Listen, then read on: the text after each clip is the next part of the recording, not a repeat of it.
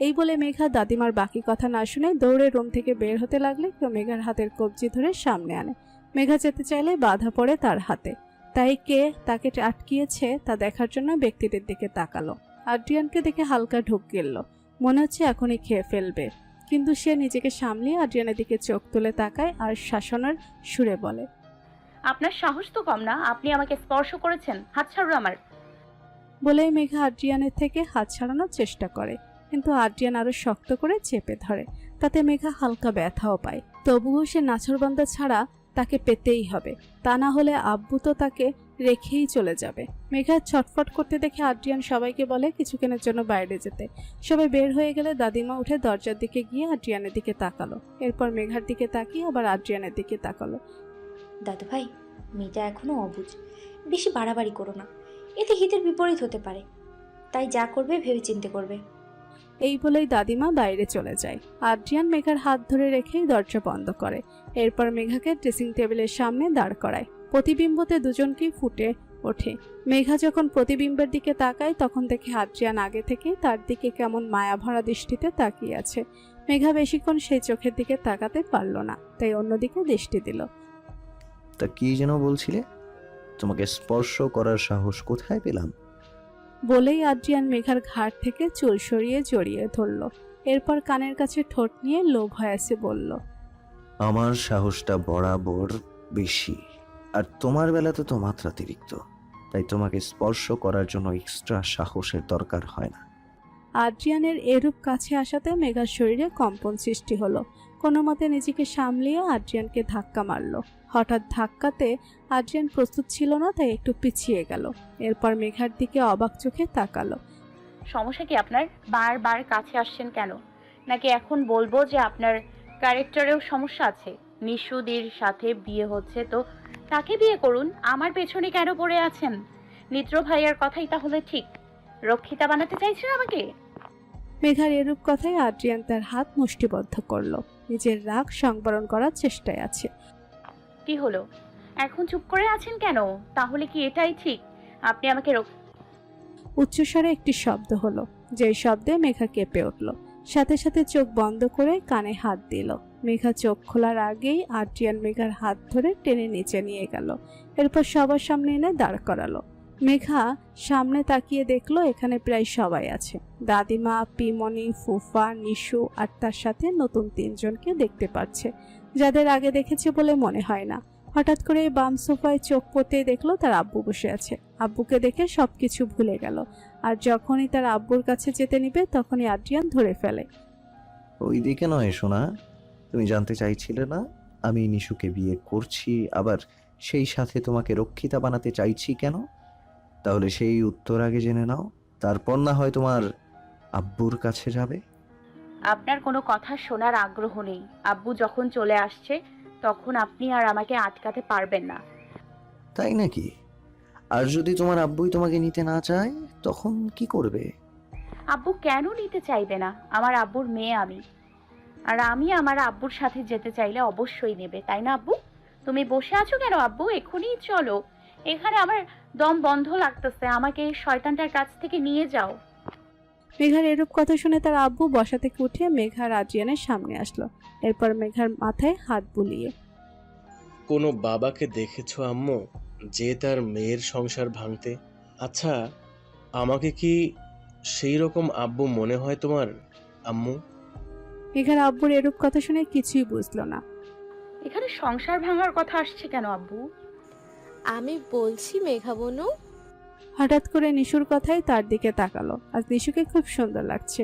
Magenta কালারের লেহেঙ্গা খুব সুন্দর করে ফুটে উঠেছে নিশুর ফর্সা গায়ে। নিশুর ডাকে নিজে বাস্তবে ফিরল। আমি লন্ডন থেকে এসেছিলাম ভাইয়ার সাথে আরও প্রায় 20 দিন আগে, কিন্তু সেটাও মম ড্যাডকে না জানিয়ে, কারণ বাংলাদেশের কথা বললে ওনারা আসতে দিত না। শুধু একটা কারণ বললেই আসতে দিত, আর সেটা হলো দাদা ভাই মানে আদ্রিয়ানকে যদি বিয়ে করি তাহলে। সে যাই হোক, আমি তবুও এসেছিলাম ভাইয়ার সাথে অনেক কষ্ট করে। আসলে এখানে আসার একমাত্র উদ্দেশ্য ছিল আমার প্রিয় মানুষটির সাথে দেখা করা, কারণ সে বাংলাদেশেই থাকতো। অয়ন নাম তার, আর আমাদের ফোনেই পরিচয়, আর তার থেকেই প্রণয়। ও একটা ভালো কোম্পানিতে চাকরি করে, তাই আমাদের সম্পর্ক যখন 2 বছর হয় তখন বিয়ের প্রস্তাব রাখে আমার মম ড্যাডের কাছে। কিন্তু আমার মম ড্যাড তারা আমাদের সম্পর্কটাকে মেনে নেয়নি। উল্টো অয়ন আর ওর মা বাবাকে অনেক অপমান করেছে, বলেছে যে টাকার লোভে আমাকে ফাঁসিয়েছে, আরো অনেক কিছু। এরপর থেকে সে আমার সাথে যোগাযোগ বন্ধ করে দেয়। অনেক চেষ্টা করেও তার খবর পাইনি। সেজন্যই আমি বাংলাদেশে আসি তার খোঁজে, আর তার খোঁজ অনেক কষ্ট জোগাড় করি। আর এই সব কিছুতে দাদাভাই আমাকে সাহায্য করে। আজকে আমার আর আদ্রিয়ানের নয়, বরং তোমার আর আদ্রিয়ানের বিয়ে হওয়ার কথা, আর আমার সাথে অয়নের, যার পুরো আয়োজন দাদাভাই নিজে করেছে। কিন্তু তার মধ্যে আমাদের কিছু অভিনয় করতে হয়। সেটার কারণ কি তা আমি জানি না, হয়তো বড় কোনো কারণ থাকতে পারে। সেটা না হয় দাদাভাই তোমাকে বলবে। সরি বনু, এতদিন তোমাকে কষ্ট দেওয়ার জন্য। আর এই যে দেখছো, ও হচ্ছে অয়ন, আমার প্রিয় মানুষ। অনেক কষ্টে তার সাথে আমার বিবাহ হতে যাচ্ছে, যার পুরো কৃতিত্ব দাদা ভাইয়ের। ওর জন্যই আজ আমি আমার প্রিয় মানুষটিকে কাছে পাচ্ছি এবং সারা জীবনের জন্য নিজের নামে করে নিচ্ছি। বলেই মুচকি হেসে অয়নের দিকে তাকালো। আর এদিকে মেঘা কিংকর্তব্য বিমূঢ় হয়ে গেল। এত কিছু হয়েছে অথচ সে কিচ্ছুটি টের পায়নি। মেঘা যখন এসব ভাবনায় মশগুল, তখন আদ্রিয়ান নিশুর উদ্দেশ্যে বলল, বোঝানোর চ্যাপ্টার যদি শেষ হয় তো এখন তোর আদরের বনুকে বল তাড়াতাড়ি রেডি হয়ে আসতে। আমার আরো কাজ আছে, এসব আর ভালো লাগছে না। বলেই আদ্রিয়ান ফোন নিয়ে বাইরে চলে গেল। আর মেঘাকে রেখে গেল ভাবনা চিন্তার অম্বরে। হয়তো আজকে ভাবতে ভাবতেই তার দিনগুলো অতিবাহিত হবে, বা এর চেয়ে অনাকাঙ্ক্ষিত ঘটনার সম্মুখীন হতে হবে, নাকি এর চেয়েও মারাত্মক কিছু অপেক্ষা করছে। কি হতে চলেছে তাদের জীবনের, কোন দিকে মোড় নেবে? সান্ধ্য আলোর প্রকোপ কমে এলো। আধারের আবরণে স্নিগ্ধ প্রকাশ পাচ্ছে ধীরে ধীরে। গোধূলি সময় কেটেছে অনেকক্ষণ হলো, আর সেই মধুর লগ্নে বাধা পড়েছে মেঘা, আদ্রিয়ান আর নিশি অয়ন। হ্যাঁ, কিছুক্ষণ আগেই সম্পূর্ণ বিধি অনুসারে দুই জুটি পবিত্র বন্ধনে আবদ্ধ হয়েছে। এদের মধ্যে এক জুটিকে আনন্দ উল্লাসের সাথেই তাদের পবিত্র বন্ধনে আবদ্ধ হয়েছে, আর আরেক জুটির মধ্যে কারো মধ্যে সেই খুশি দেখা যায়নি। কারণ পরিস্থিতির প্রকোপে হয়তো এই বন্ধনটা এলোমেলোভাবেই জুড়ে গেল। কিন্তু এর মধ্যে আরেকটি সত্যির প্রকাশ ঘটল মেঘার কাছে। আদ্রিয়ানের সাথে সে এই নিয়ে দ্বিতীয়বার পবিত্র বন্ধনে আবদ্ধ হলো। প্রথমবার কাবিননামায় স্বাক্ষর করে, আর দ্বিতীয়বার ধর্ম রেজিস্ট্রি করে। ভাবতেই অবাক লাগছে তার, সে আগে থেকেই আদ্রিয়ানের অর্ধাঙ্গিনী ছিল। কিন্তু এসব তার কোনো কিছুই জানা ছিল না। জানবেই বা কি করে? এগুলো তো আদ্রিয়ান আর তার আব্বুর কারসাজি। এর জন্য আব্বুর সাথে কথাও বলেনি। কেন বলবে কথা? তাকে না জানিয়ে এই লোকের সাথে তাকে বিয়েও দিয়ে দিল। তার সাথে প্ল্যানিং করে এই বাড়িতে কিডন্যাপের নাটক করে নিয়ে আসলো, আর তার থেকে সে অজ্ঞাত ছিল এতদিন। দুঃখে তার এখন কান্না আসছে। রাগ করে আর খায়ও নি। এখন সে নিজের ঘরে এসে দরজা বন্ধ করে বসে আছে। কারোর সাথে কোনো কথা বলবে না। সবগুলোই শুধু তার থেকে সবকিছু লুকিয়ে লুকিয়ে করে। সে তো কবুলও বলতো না, কিন্তু তার আব্বু এমনভাবেই তাকে ব্ল্যাকমেল করলো যে তার মন গলে পানি পানি হয়ে গেছে। তাই মনের কষ্টগুলো ভেতরে রেখেই তিন কবুল বলে সবাইকে সাক্ষী রেখে হয়ে গেল আদ্রিয়ানের অর্ধাঙ্গিনী। আদ্রিয়ানও কবুল বলে হয়ে গেল মেঘার অর্ধাঙ্গ। সবকিছুই খুব সুন্দর করেই হয়েছে। এসব যখন ভাবছিল তখন দরজায় ধাক্কানোর আওয়াজ হলো। মেঘা ব্যালকনি থেকে এসে শোনার চেষ্টা করলো কে এসেছে। তখন বুঝতে পারলো নিশি এসেছে। এই মেয়েটার সাথেও সে রাগ। কি সুন্দর আদ্রিয়ানের কথায় তাল মিলিয়ে অভিনয় করে তাকে ঘোল খাওয়ালো। আর এসব দেখে আদ্রিয়ানকে কত কিছুই না বলল। এখন তো তার সামনে সব পরিষ্কার, কিন্তু এত সব আদ্রিয়ান কেন করেছে তার যথার্থ কারণ বলেনি। এইদিকে আদ্রিয়ান এসব ভাবতে ভাবতে দরজা খুললো, কারণ নিশু কিছুক্ষণ পরে বিদায় নেবে। কি ব্যাপার মেঘা বনু, দরজা খুলতে এতক্ষণ লাগে? কি করছিলে এতক্ষণ? নিশু মেঘার দিকে তাকিয়ে দেখে মেঘা গাল ফুলিয়ে মুখটাকে বেলুন করে রেখেছে। কান্না করার ফলে হালকা চোখের কাজল লেপটে গিয়েছে। আর এতেই মনে হয় মেঘার বধূসাজটা সার্থক হলো। আদ্রিয়ান যদি মেঘাকে এই রূপে দেখে তাহলে হয়তো সেখানে কয়েকটা হার্টবিট মিস করবে। কিন্তু তার এই দাদাভাইটা যে কই গেল? আজকেই কি তার জরুরি কাজ পড়তে হলো? আদ্রিয়ান যে বাড়িতে নেই সেটা মেঘা এখনো টের পায়নি। তুমি আমার সাথে কথাই বলো না দি। তোমার তো ফিল্মি জগতে অভিনয় করা উচিত ছিল। যেভাবে আমাকে বোকা বানালে তোমরা দুই ভাই বোন মিলে, মনে হয় না এই জন্মে এই রকম বোকা আমি হয়েছি বা হব। মেঘার এরকম বাচ্চা টাইপের কথা শুনে নিশু ফিক করে হেসে দিল। মেয়েটার অভিমানটাও মনে হয় আদরের অভিমান। এই যে এইভাবে গাল ফুলিয়ে কথা বলছে আর মুখের ভঙ্গিমাগুলো এত অদূরে লাগছে যে সে কি আর বলবে। যদি সে ছেলে হতো তাহলে এই মেয়েটাকে কখনোই আদ্রিয়ানের হতে দিত না, সেই নিয়েই ভেগে যেত। এসবই ভাবছিল আর মেঘাকে তার কাছে টেনে বুকের মধ্যে মাথাটা নিয়ে হাত বুলিয়ে দিয়ে কপালে একটা চুমো খেলো। ধুর পাগলি, আমি কি ইচ্ছে করে করেছি নাকি? তোর বরটাই তো শর্ত দিল যে তার কথায় যদি অভিনয় না করি তাহলে নাকি অয়নের সাথে আমাকে বিয়ে দিয়ে দেবে। আর যখন ব্যাপারটা অয়নকে নিয়ে, তখন কি আমি আর রাজি না হয়ে থাকতে পারি বল সোনা? নিশুর কথা শুনে একটু দুঃখ লাগলো যে তার শয়তান বরটা সবাইকে শুধু ভয় লাগিয়ে তার কাজ আদায় করে। তাকেও তো কত ধরনের ভয় লাগাতো আর তার কাজও সিদ্ধি করত। এই শয়তান বরটাকে কিভাবে যে শায়েস্তা করবে কে জানে। তার মতো চুনোপুটি মেয়ে কি এই হাতের মতো গন্ডারটাকে টাইট দিতে পারবে?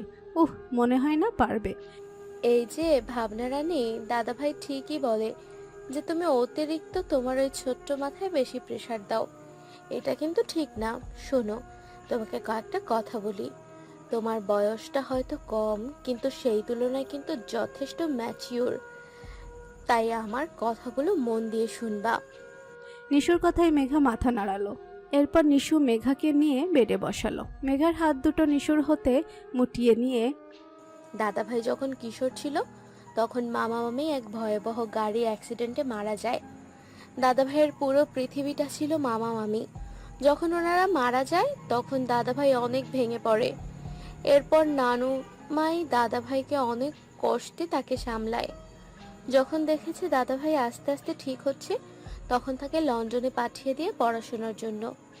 কারণ এখানে থাকলে সবসময় মামা মামির কথা মনে পড়বে, এতে দাদাভাইয়ের ভবিষ্যৎ নষ্ট হতে পারে। তাই সেখানেই পড়াশোনা শেষ করে সাথে মামার রেখে যাওয়া বিশাল বিজনেস সামলায়। এরপর আস্তে আস্তে এভাবেই সময় যেতে থাকে, কিন্তু কখনো কোনো মেয়ের নেশা তার ছিল না। বিদেশের মাটিতে থাকলে মেয়েদের নিয়ে মাতা কোনো বিষয় ছিল না। কিন্তু দাদাভাই কখনো এসব ব্যাপারে ইন্টারেস্ট দেখাতো না, শুধু একটা কথাই বলতো, এসব ফালতু জিনিসের জন্য তার সময় নেই। তখন আমিও বলতাম যে যখন তোমার লাইফের সেই সন্ধিক্ষণ আসবে তখন দেখবে সবকিছুই মূল্যবান সময় মনে হবে। আর দেখো বোনু, আমার কথা মিলে গেল। তোমাকে পাওয়ার জন্য দাদাভাই যে কি কি খেল দেখিয়েছে সেটা শুধু সে আর উপরওয়ালাই জানে। তোমাকে এসব বলার একমাত্র কারণ হলো দাদাভাই তোমাকে পাগলের মতো ভালোবাসে। হয়তো তার কার্যকলাপে তুমি বুঝেছো, ওর ইজহার করার পন্থাটা হয়তো একটু অন্যরকম, কিন্তু তোমাকে সে তার জীবনের সবকিছু দিয়েও রক্ষা করতে চায়। তোমাকে কষ্ট দিয়ে সে কষ্ট পায়, নিজেকে আঘাত করে। এমন পিওর হার্টকে কখনোই অবহেলা করো না, আপন করে নাও। অনেক হয়েছে রাগারাগি, এখন এসব মান ভেঙে নতুন জীবন শুরু করো। দেখবে পৃথিবীর সুখী জুটির মধ্যে তোমরাও সেরা কাপল হবে। এতক্ষণ মেঘা মন দিয়ে সব কথা শুনল আর চোখের অশ্রু ঝরাতে লাগলো। নিজেকে নিজে এখন দোষারোপ করতে লাগলো। এত কিছু দেখেও সে অবুঝের মতো কত কিছুই না করলো। আদ্র অনেক হার্ট হয়েছে, হয়তো এখন মেঘাকে আর আগের মতো ভালোবাসবে না। তাকে কি মেনে নেবে আদ্র, নাকি ওইসব কাজের জন্য তাকে দূরে ঠেলে দিবে? এসব ভেবে বুকের মধ্যে মোচড় দিয়ে উঠল। মেঘার অবস্থা দেখে নিশুরও খারাপ লাগছে। মেয়েটাকে এখনই এসব না বললেও পারত, কিন্তু এতে যে আদ্রিয়ানকে যে সে ভুল বুঝিয়েই যাবে, এতে দুজনের সম্পর্কে ভাটা পড়তে পারে। আর একজন মেয়ে হয়ে এসব সে কখনোই হতে দিতে পারে না। নিশুদি, আমাকে কি উনি আগের মতো আর ভালোবাসবে না? আমার তো অনেক বড় ভুল হয়ে গেছে। এখন আমি কি করব বলো না নিশুদি? উনি হয়তো আমাকে আর গ্রহণ করবে না, তাই না নিশুদি? পাগলি একটা, তোমাকে যদি দূরেই সরিয়ে দেবে তাহলে কি এত কিছু করে এভাবে বিয়ে করতো?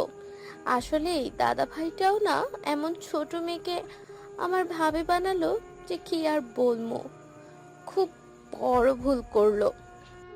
দি, বলেই মেঘা ভ্যা করে কান্না করে দিল। মেঘার হঠাৎ এমন কান্নায় নিশু ঘাবড়িয়ে গেল। অত মজা করছিল। নিশু তাড়াতাড়ি মেঘাকে জড়িয়ে ধরে হাসতে হাসতে বলল, বনু, আমি তো মজা করছিলাম। হয়েছে হয়েছে, আর কান্না করো না প্লিজ। এরপর দাদা ভাই যদি টের পায় তোমার জন্য তার পিচ্চি পৌটার চোখে পানি এসেছে, তাহলে হয়তো আমাকে আর অয়নের সাথে পাঠাবে না। তখন কিন্তু আমিও তোমার সাথে যোগ দেব কান্নায়। বলেই মুখটাকে দুঃখী দুঃখী ভাব করে ফেলল। আর মেঘা মাথা উঠিয়ে নিশুর দিকে তাকিয়ে ফিক করে হাসে দিল। সত্যি ভাগ্য করে এমন একটা বড় বোন পেল সে। আপন হলেই কি সবাই আপন হয়? হয় না। পরও কখনো কখনো এইভাবে আপন হয় যে তাদের সাথে একদম মিশে যায়, যেমনটা নিশুর সাথে মেঘা মিশে গেল। এরকম আরও কিছুক্ষণ কথা বলে নিশু বিদায় নিল, কারণ একটু পর অয়নের সাথে তার নতুন জীবনের সূচনা করার জন্য শ্বশুর বাড়িতে যাবে। এভাবেই মেঘার অনেকটা সময় পার হয়ে গেল। বর্তমান মেঘা বাসর ঘরে বসে বসে এসবই এতক্ষণ ধরে ভাবছিল, আর সবকিছু কিভাবে স্বাভাবিক করবে তা ভাবছিল। অনেক হয়েছে রাগ অভিমানের পালা, এখন সে একজন নিখুঁত অর্ধাঙ্গিনী হয়ে দেখাবে। যখনই অর্ধাঙ্গিনী জিনিসটা মাথায় আসলো, তখনই লজ্জায় গালটা লাল হয়ে গেল। সে এখনো বিশ্বাস করতে পারছে না সে আদ্রিয়ানের অর্ধাঙ্গিনী হয়েছে। সারা জীবনের জন্য কাছের মানুষটা তার হয়ে গেল।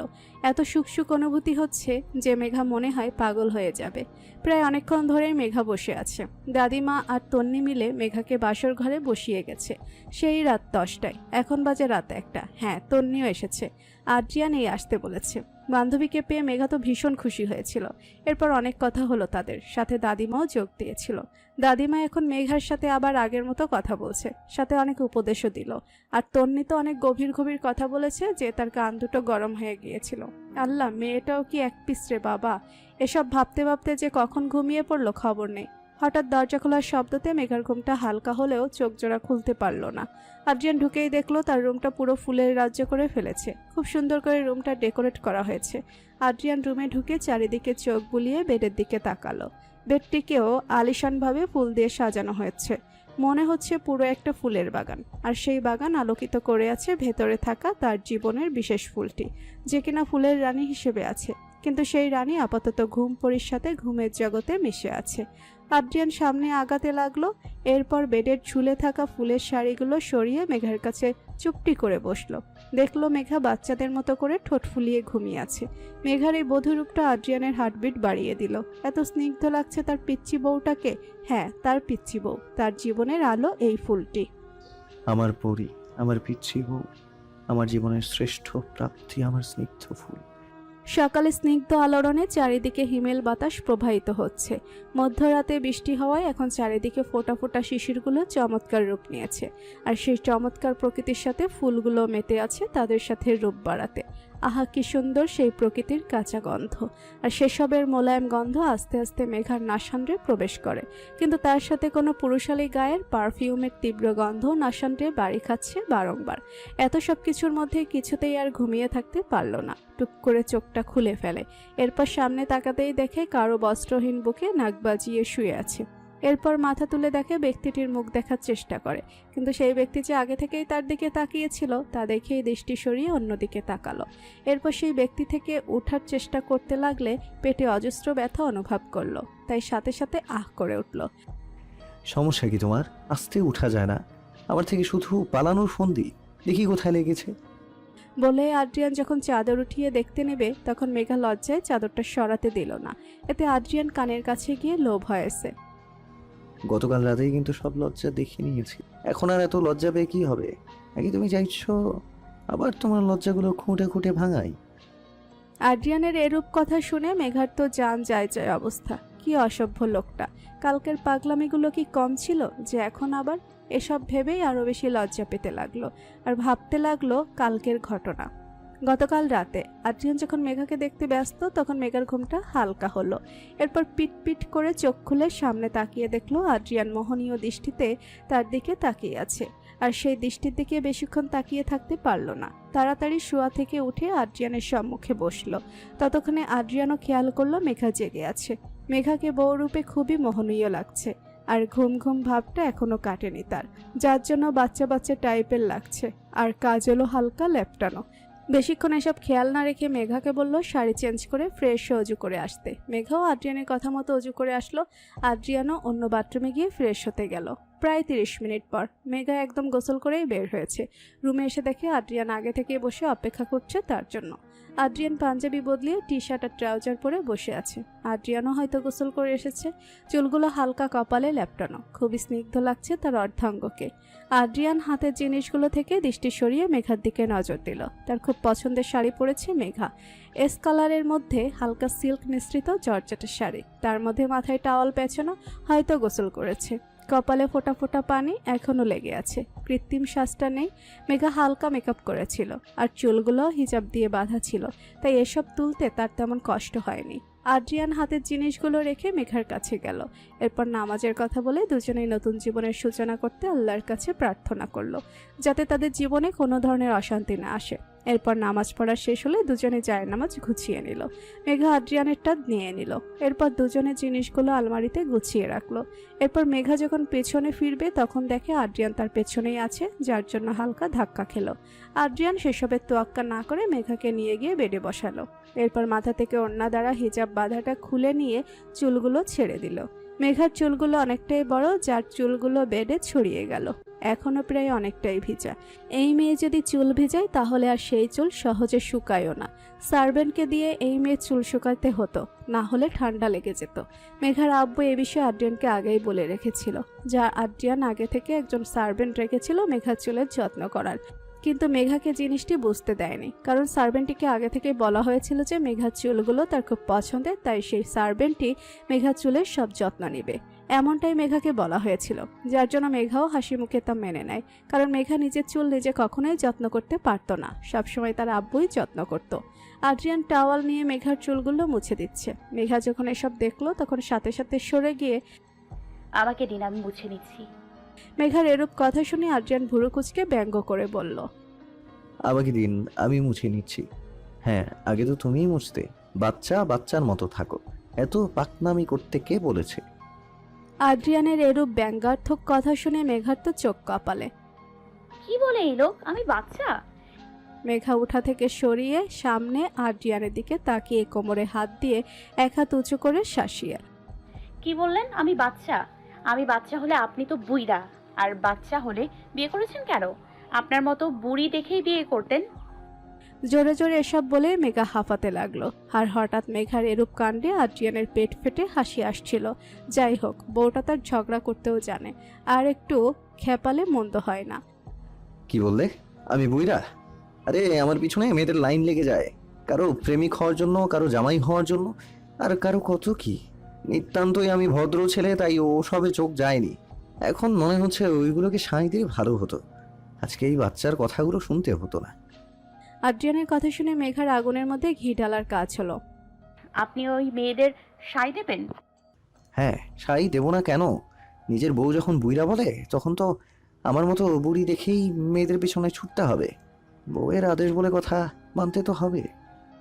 আদ্রিয়ান ইনোসেন্ট ফেস করে বলল। এরপর মেঘার পরবর্তী পদক্ষেপ দেখার জন্য প্রস্তুতি নিল।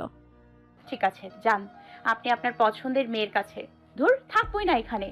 কেন যে আব্বুর কথায় রাজি হলাম আপনাকে বিয়ে করার, এখন আমার কপাল পড়ছে। জামাইটা পুরো লুচু। এসব বলতে বলতে মেঘা পেছন দিকে হাঁটা দিল। আদ্রিয়ানের এখন পেট ফেটে হাসিটার আটকাতে পারল না, হা হা হা করে হেসে দিল। আদ্রিয়ানের হাসির শব্দ শুনে মেঘা পেছন দিকে তাকিয়ে আদ্রিয়ানের হাসি দেখতে লাগলো। বুঝতে পারল না এখানে হাসির কি হলো। আবার ফিরে আসলো মেঘা আদ্রিয়ানের কাছে। এই, আপনি এরকম অসভ্যের মতো হাসছেন কেন? আসলেই তুমি একটা পিচ্ছি, আমার পিচ্ছি বউ। আর আমার কোনো বুইড়া বউয়ের দরকার নেই, এটাকে দিয়েই চলবে।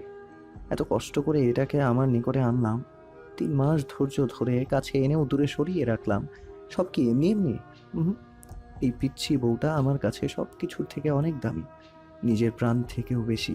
তোমার মধ্যেই তো আমার বেঁচে থাকার অবলম্বন খুঁজে পাই, আর আমার প্রাণ যে এই পিচ্ছির মধ্যে, তাকে কিভাবে যেতে দিই? বেঁধে রাখবো একদম।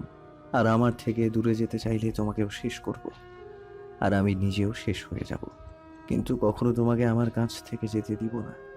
আমার নেশাময় ভালোবাসার আসক্তি তুমি, আমার হৃদস্পন্দন তুমি, আমার স্নিগ্ধ পরি। আদ্রিয়ানের এরূপ কথা শুনে মেঘার চোখে অশ্রু চলে আসলো। এরপর আদ্রিয়ানকে শক্ত করে জড়িয়ে ধরলো। আদ্রিয়ান বলিষ্ঠ হওয়ায় ঠিক করে ধরতেও পারছে না, তবুও এমনভাবেই ধরেছে যে হাত থেকে ছুটে গেলেই আদ্রিয়ানকে হারিয়ে ফেলবে। আর মেঘার এরূপ আচরণে আদ্রিয়ানের মুখে হাসি ফুটে উঠলে। অবশেষে তার প্রেয়সী তার কাছে এসেছে। এত কেন ভালোবাসেন আমায়? আমি তো সব মেয়ের মতোই সাধারণ, কিন্তু আপনার ব্যক্ত আলাপে আমাকে সাধারণ থেকেও অসাধারণ করে তুলেছে। নিজেকে খুব ভাগ্যবতী মনে হচ্ছে যে আপনাকে আমি নিজের করে পেয়েছি।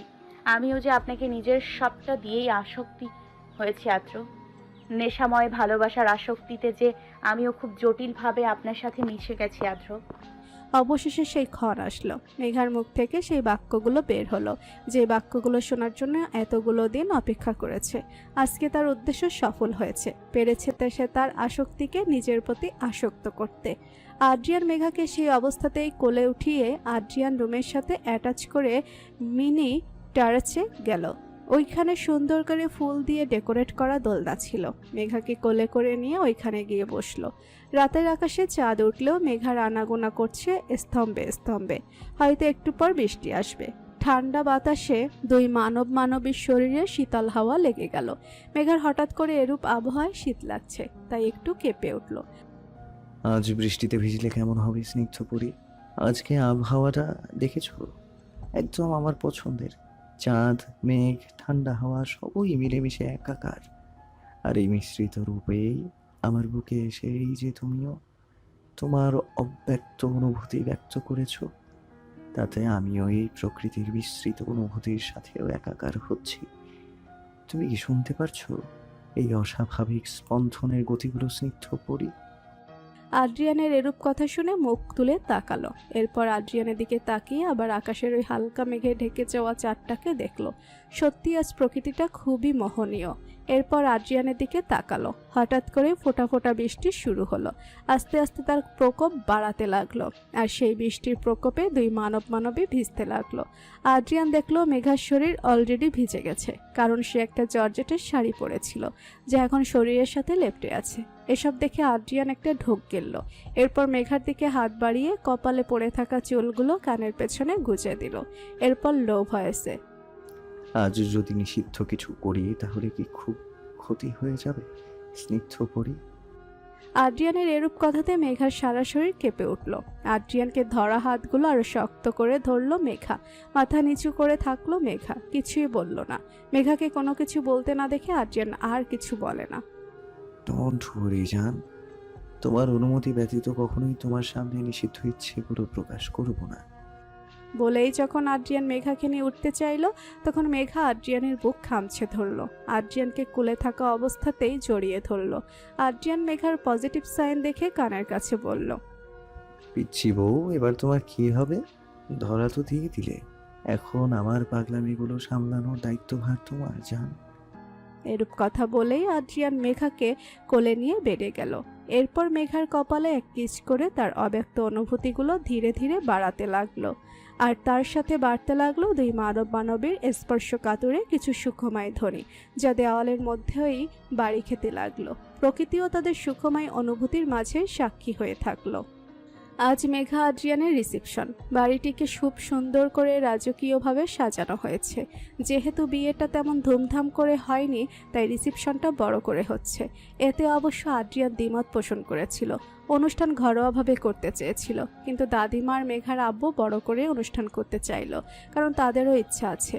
আদ্রিয়ান ওদের মুখের দিকে তাকিয়ে আর কিছু বলেনি। মেঘাও এতে অনেক খুশি হয়েছে। আর মেঘার মুখে হাসি ফোটাতেই সামান্য অনুষ্ঠান করাই যায়, কিন্তু এতে যে তাদের লাইফ সংকটে যাবে। নিদ্র ওই দিন আদ্রিয়ানের বন্দি কারাগার থেকে পালিয়েছে, আর তার সাথে খোঁজ নিয়ে জানতে পেরেছে যে শুধুমাত্র নিদ্র না, এর পেছনে বড় মাস্টার মাইন্ড আছে, যে নারী পাচারের মেন লিডার। আদ্রিয়ান বিভিন্ন জায়গায় লোক লাগিয়ে রেখেছে, হয়তো কালপ্রিটকে 2-1 দিনের মধ্যেই ধরে ফেলবে। কিন্তু এখন কথা হচ্ছে আদ্রিয়ানের অনুষ্ঠান, যাতে প্রায় 1000 খানেক মানুষকে ইনভাইট করা হয়েছে। বেশিরভাগই আদ্রিয়ানের ক্লায়েন্ট, সাথে মন্ত্রী, নেতা, গণ্যমান্য ব্যক্তিরাও আছে। তাই সবার সেফটির ব্যাপারটাও তাকে দেখতে হচ্ছে। সবকিছুই খুব নিখুঁতভাবেই হ্যান্ডেল করছে আদ্রিয়ান। মেঘাকে আজ নেভি ব্লু কালারের গর্জিয়াস লেহেঙ্গা পরানো হয়েছে, সাথে সুন্দর একটি হিজাব দিয়ে হালকা সাজ দেওয়া হয়েছে। খুবই সুন্দর লাগছে তাকে। মেঘার সাজ হয়ে গেলে সে বসে বসে আদ্রিয়ানের ফোন নিয়ে গেম খেলতে থাকে। আদ্রিয়ান তার ফোনটা মেঘাকে দিয়ে যায়। মেঘাই বোর হচ্ছিল দেখে তার ফোনটা দিয়ে যায়। দরজা ঠেলে তন্নি এসে মেঘার পাশে বসে তাকে হালকা ধাক্কা দিয়ে, কিরে জানু, জামাই পেয়ে তো আমাকেই ভুলে গেলি, এতই পর করে দিলি আমায়। দুঃখী দুঃখী ফেস করে তন্নি বলল। তন্নির কথায় আদ্রিয়ানের ফোন পাশে রেখে তন্নির দিকে তাকালো। এরপর হালকা হেসে তন্নিকে জড়িয়ে ধরে। কি বলছিস এসব? আমি এরকম না, সেটা তুই জানিস। আর তোর সাথে কোনো যোগাযোগ করতে পারিনি, তা তোর জিজুকে জিজ্ঞেস করিস। সে কি আমাকে বাইরে যেতে দিছে, নাকি কোনো মোবাইল দিছে? শুধু জেলখানায় রাখছে, কোনো স্বাধীনতায় তখন দেয়নি। তো বল কিভাবে যোগাযোগ করব আমি তোর সাথে? ওরে বাবা, এ তো লম্বা কাহিনী। যাই বল, জিজু কিন্তু তোকে খুব চোখে হারাই। দেখলি না কতবার যে তোকে দেখে গেছে হিসাব ছাড়া। ইস, আমিও যদি এরকম একটা জামাই পাইতাম তাহলে জীবনে আর কি লাগে বল। কেন রে, আমাদের আশরাফ ভাইয়া কি কম নাকি? হঠাৎ মেঘার এরূপ কথা শুনে তন্নি ভেবাচেকা খেয়ে গেল। কোনো কথা থেকে কোন কথায় যাচ্ছে। এখানে ওনার কথা কেন আসছে? বেবি, তুমি কি আমাকে এতই অবুঝ মনে করো? আমি কি বুঝি না? এই দুদিন ধরে তোমাদের কার্যকলাপ দেখেছি, কিভাবে চোখে চোখে কথা ইশারা হচ্ছিল। মেঘার এরূপ কথাই আর চুপ থাকতে পারল না তন্নি। এরপর বলল কিভাবে তাদের সম্পর্ক সম্ভব হয়েছে, আশরাফ কিভাবে তার জীবনে গুরুত্বপূর্ণ ব্যক্তি হয়ে উঠল, সবকিছুই। এভাবেই অনেকটা সময় অতিবাহিত হলো। এরপর মেঘাকে নিতে দাদিমা আসে। এরপর দুজন মিলে মেঘাকে নিয়ে যায়। ওদের সাথে 4 জন মহিলা গার্ডও ছিল। আদ্রিয়ান কিছু ক্লায়েন্টদের সাথে কথা বলছিল। হঠাৎ করে এই সবাইকে সিঁড়ি দিয়ে তাকাতে দেখে সেও সেদিকে খেয়াল করলো। আর দৃষ্টি পড়তে আর দৃষ্টিটা সরানো সম্ভব হলো না। সাথে কয়েকটা হার্টবিট হয়তো মিস করেছে। মেঘা আস্তে আস্তে দাদিমার তন্নির সাথে কথা বলতে বলতে হালকা হাসি মুখে নিচে নামতে লাগলো। এরপর যখন নামছিল তখন তার চোখ আশেপাশে যায়, কাঙ্ক্ষিত ব্যক্তিটিকে খোঁজার চেষ্টা করে। কিছুক্ষণের মধ্যেই সেই ব্যক্তিটিকে প্রদর্শন হয়। আদ্রিয়ান মেঘার সাথে ম্যাচিং করে আজকে ড্রেস আপ করেছে। চুলগুলো সুন্দর করে সেট করা, মুখে হালকা চাপ দাড়ি, মুখে মায়াবিক হাসি। এক কথায় পুরো রাজকুমার লাগছে। তার রাজকুমার। এত সুন্দর হতে কে বলেছে এই রাজকুমারটাকে? এখন যদি তার রাজকুমারকে শাকচুন্নিগুলো নিয়ে যায় তখন তার কি হবে? না না, শাকচুন্নি নিতে আসলে তাদের হাত পা ভেঙে দেবে। দরকার হলে রাজকুমারকে কম্বলের ভেতর ঢুকিয়ে রাখবে, তবুও তার রাজকুমারকে কাউকে দেবে না। এরূপ কথা ভাবতে ভাবতে যখন নিচের সিঁড়িতে নামতে গেল তখন লেহেঙ্গার পাড়ের সাথে পা লেগে পড়ে যেতে নিলে কেউ এসে তাড়াতাড়ি তাকে কোমর জড়িয়ে ধরে ফেলে। মেঘাও এরূপ কাণ্ডে ঘাবড়িয়ে যায়। আজকে যদি পড়ে যেত তাহলে তো তার মান সম্মানটা যেত। আমার স্নিগ্ধ পরীর সম্মান মানে আমার সম্মান, তার সম্মানে আঘাত আনা মানে আমার সম্মানেও আঘাত লাগা। তাই বেঁচে থাকতে কখনো নিজের সম্মানে আঘাত লাগতে দেব না জান। হঠাৎ আদ্রিয়ানের কথায় মেঘা চোখ তুলে দেখে যে আদ্রিয়ান তাকে ধরে রেখেছে। আদ্রিয়ান মেঘাকে ঠিক করে দাঁড় করায়। মেঘা আদ্রিয়ানের দিকে তাকিয়ে লজ্জায় মাথা নিচু করে ফেলল। সবার সামনে কি কাণ্ডটাই না ঘটলো।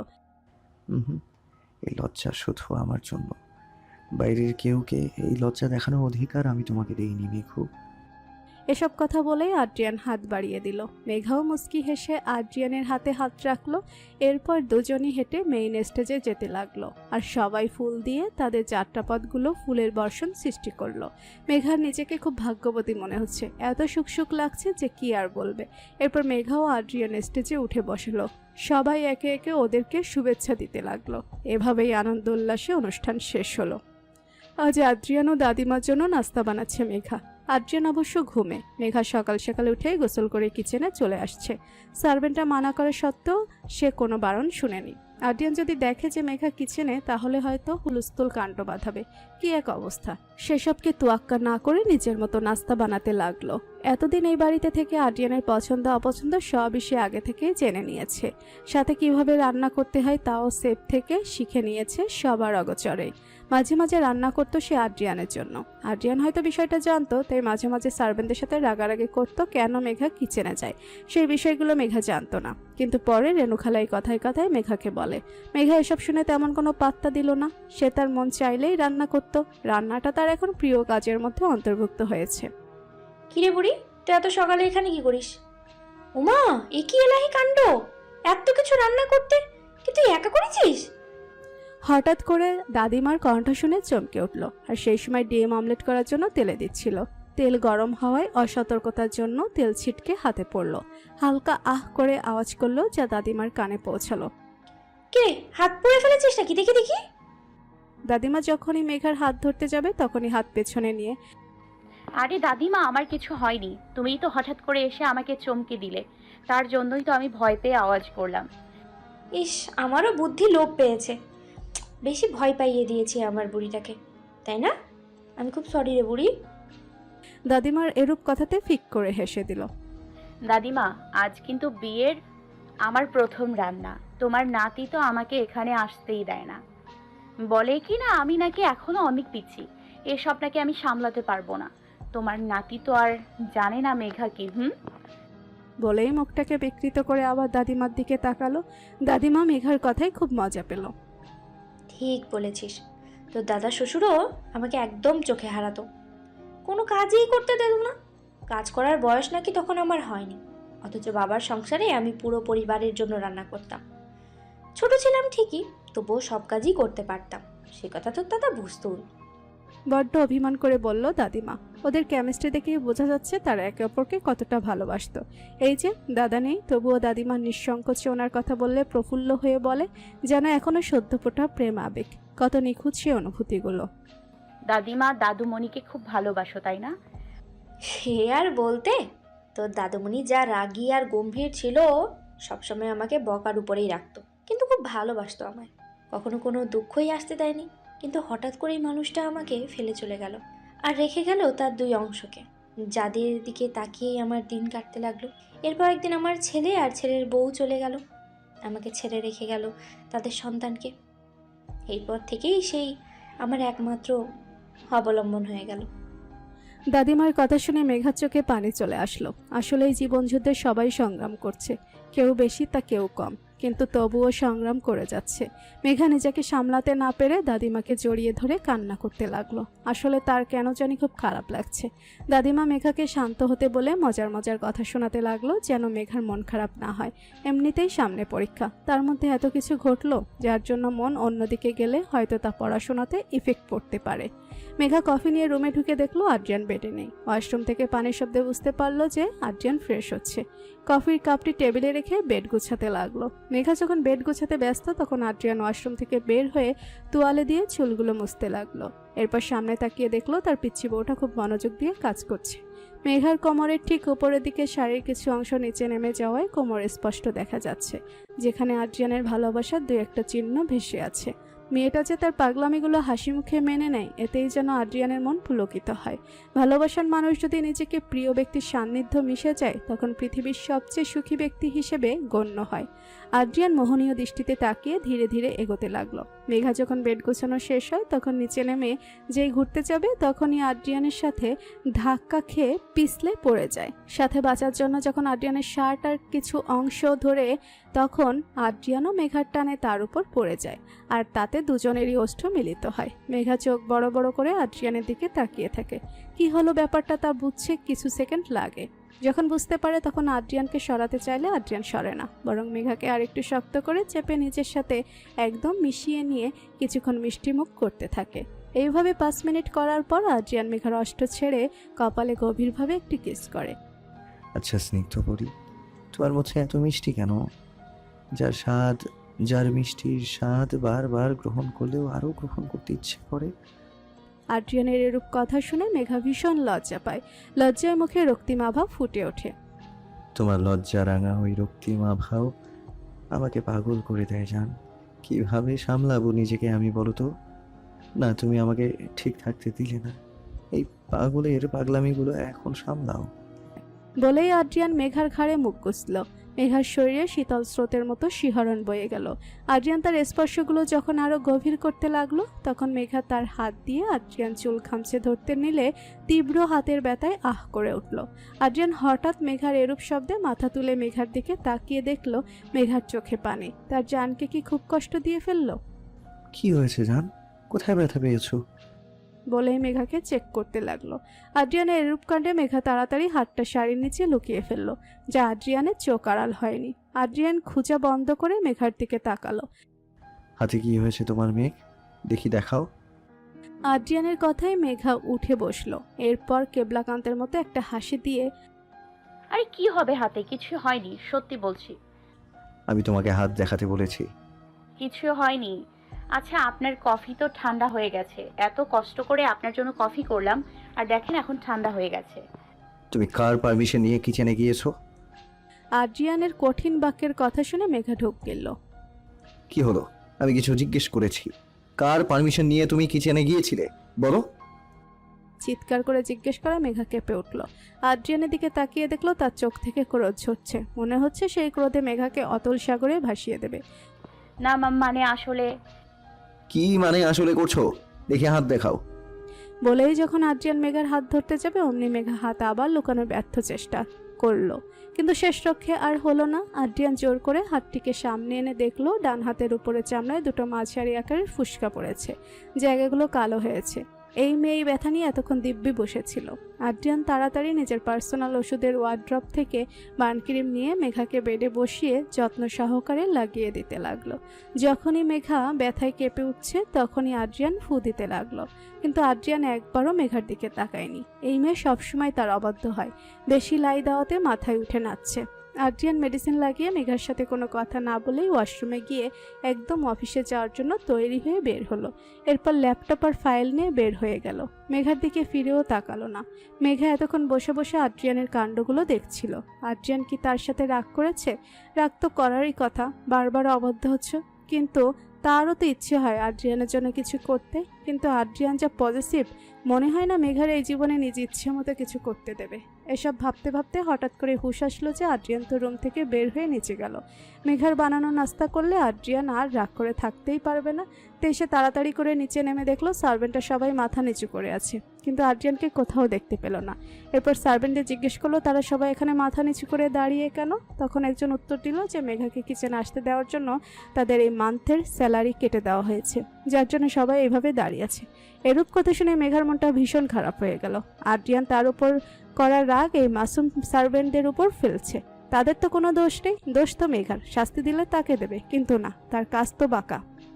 ঘন কালো মেঘার আড়ালে প্রকৃতি যেমন তার রূপ অন্ধকার করে ছেয়ে গেছে, তেমনই ভাবে মেঘার মনও ঘন কালো হয়ে আছে। কাল থেকে মেঘার টেস্ট এক্সাম, কিন্তু পড়াশোনাতে মন দিতে পারছে না। মন দিবেই বা কী করে? মনটা তো এক নিষ্ঠুর স্বামীর কাছে পড়ে আছে, যে তার মনটাকে চুরি করে তার সাথে করে নিয়ে গেছে। আজ প্রায় 1 সপ্তাহ হলো আদ্রিয়ান দেশে নেই, কিছু জরুরি কাজে লন্ডন গিয়েছে। সেদিন সন্ধ্যায় এসে তাড়াতাড়ি করে কিছু ফাইল নিয়ে মেঘার সাথে কোনো কথা না বলেই চলে গেল। সে যে দেশের বাইরে যাচ্ছে সেটাও মেঘাকে বলে যায়নি। মেঘা কি এতটাই অবহেলার যোগ্য? সে তো এমন কিছু করেনি যাতে আদ্রিয়ান তাকে এভাবে শাস্তি দেবে। এত কিছু ভেবে যখন মনকে শক্ত করে, তখনই সেই মন আবার তার বিরুদ্ধে গিয়ে আদ্রিয়ানকে মনে করতে থাকে। সেদিন থেকে আজ পর্যন্ত আদ্রিয়ান ফোন পর্যন্ত করেনি। মেঘা এ পর্যন্ত অনেকবার ফোন দিয়েছিল, কিন্তু আদ্রিয়ান ফোন তুলেনি। এরকম 3 দিন দেওয়ার পর যখন ফোন তুলল না, তখন একটা মেসেজ আসে আদ্রিয়ান থেকে। এখানে আমি একটা বিশেষ কাজে এসেছি, তাই বারবার ফোন দিয়ে বিরক্ত করবে না। সামনে এক্সাম, তাই পড়াশোনায় মনোযোগ দাও, সেটা কাজে দেবে। এরূপ মেসেজ দেখে মেঘা অনেকক্ষণ স্তব্ধ ছিল। যখন হুঁশ আসলো তখন রাগে অভিমানে মোবাইলটা দেওয়ালে নিক্ষেপ করলো। এতে মোবাইলটি ভেঙে পুরো অবস্থা খারাপ। এরপর থেকে মেঘার আদ্রিয়ানের খোঁজ নেয়নি। এই কয়দিনে মেঘার খাবার, ঘুম সব লাটে উঠছে, শুধু পড়াশোনা নিয়েই ছিল। দাদিমা জোর করে খাওয়ালেও কয়েক লোকমা খেয়ে আর খেত না। এতে মেঘার অনিয়ম হতো, যার জন্য পেট ব্যথাও বাড়তে লাগলো। ডক্টর বারবার বলে গিয়েছিল যাতে মেঘার খাবারে কোনো অনিয়ম না হয়, এতে তার পেট ব্যথা বাড়তে পারে। এত অনিয়ম করলেও পড়াশোনা করতে ভুলেনি, কিন্তু আজ কোনো মতেই পড়তে মন বসলো না। পেটে ব্যথা করছে হালকা, সাথে আদ্রিয়ানের কথাও খুব মনে পড়ছে। তাই তো বিকেল থেকে সন্ধ্যা পর্যন্ত এই ঘন মৌসুমে দাঁড়িয়ে আছে একা একা। খুব কষ্ট হচ্ছে তার সাথে পাল্লা দিয়ে বাড়ছে ব্যথা। কোনো মতে পেট চেপে নিচে বসে পড়লো। কিছুক্ষণ আগে মুষলধারে বৃষ্টি শুরু হয়েছে, যার নিদারুণ মেঘাও সেই বৃষ্টির ফোঁটায় ফোঁটায় নিজেকে শায়িত করছে। শাড়ির প্রত্যেকটা অংশই শরীরের সাথে লেপ্টে আছে। ক্রমশই চোখে মুখে আধার দেখছে। হয়তো যন্ত্রণা নিরাময়ের স্থানতর ধাপ বিলীন হচ্ছে ধীরে ধীরে। হঠাৎ করেই মনে হলো তার পাশে কেউ দাঁড়িয়ে আছে, কিন্তু শরীরে সেইটুকু বল নেই যে পাশ ফিরে তাকাবে। তাই বল প্রয়োগ করতে যেয়েই ধীরে ধীরে মিশে গেল অন্ধকার অম্বরে। আর সেই ব্যক্তি তাড়াতাড়ি হাঁটু গেড়ে বসে নিজের ব্যক্তিগত প্রেয়সীকে আগলে নিল। আস্তে আস্তে নেত্রপল্লব খুলে তাকিয়ে দেখলো তার হাতটি শক্ত করে কেউ ধরে আছে। হাতের ব্যক্তিটিকে দেখে মুখে হাসি আসলো। মেঘাকে তাকিয়ে দেখতে দেখে সামনের ব্যক্তিটির হাসি ফুটে উঠল। সারা রাত মেঘার কোনো জ্ঞান ছিল না। এখন কেমন লাগছে আমার আম্মুটার? মেঘার আব্বুর কথা শুনে মন পুলকিত হলো। অনেকদিন পর নিজের আব্বুকে দেখে চোখের জল আর ধরে রাখতে পারল না। কথা বলতে কষ্ট হচ্ছে, তবুও মুখ খুলে তার আব্বুর সাথে কথা বলল। এই তো আব্বু, আমার আবার কি হবে? আমি ভালো আছি আব্বু। সে তো বোঝাই যাচ্ছে। কেমন ভালো আছো তুমি? আব্বুর এরূপ কথায় মেঘা আর কিছু বলল না। শরীরটা প্রচণ্ড দুর্বল লাগছে, তার সাথে পেটেও হালকা ব্যথা। কয়েকদিনে নিজের কি অবস্থা করেছো? আমি কি তোমাকে এই অবস্থায় রেখে গিয়েছিলাম? হঠাৎ করে গম্ভীর আওয়াজে মেঘা চোখ সরিয়ে বাম দিকে তাকিয়ে দেখলো তার প্রিয় ব্যক্তিটি জানালার কাছে দাঁড়িয়ে মেঘার দিকে তাকিয়ে আছে। অনেকদিন পর আদ্রিয়ানকে দেখে হঠাৎ করে বাম পাশের হৃৎপিণ্ডটা ক্রমশই বিট করতে লাগলো। সেই বিটের মাঝেও সুখ দুঃখ অনুভূতি হচ্ছে। মনে হচ্ছে কাঙ্ক্ষিত ব্যক্তিকে পাওয়ার আক্ষেপ ধীরে ধীরে প্রকাশিত হচ্ছে এই মন পিঞ্জিরায়। গত কয়দিনে কি হয়েছিল তা যেন নিমেষেই ভুলে গেল। চুপ কেন এখন? আমি কিছু জিজ্ঞেস করেছি তোমাকে। নিজের এই অবস্থা করার মানেটা কি? আমি কি সারাক্ষণ তোমাকে পাহারা দিয়ে রাখবো? নিজের কোনো কাজ নেই আমার? তোমার এসব কাণ্ডের জন্য আমাকে এমার্জেন্সি লন্ডন থেকে আসতে হলো, ইডিয়েট। আদ্রিয়ানের এসব কথাই নিমেষে মেঘার মন ভয়ঙ্করভাবে খারাপ হলো। আদ্রিয়ান এইভাবে কথাগুলো তাকে বলল। ও কি এতটাই ঠুনকো যে এসব কথা তাকে শুনতে হবে?